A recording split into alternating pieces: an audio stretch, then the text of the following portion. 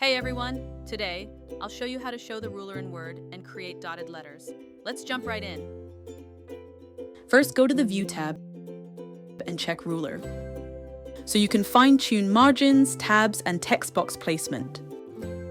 Next, let's make dotted letters. Simply select your text, then choose a dotted style font from the font menu.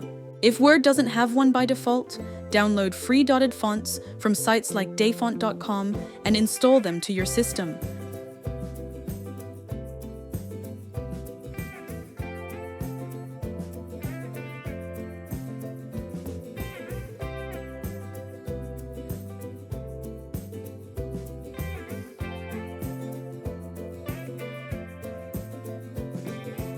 The new font will show up in Word.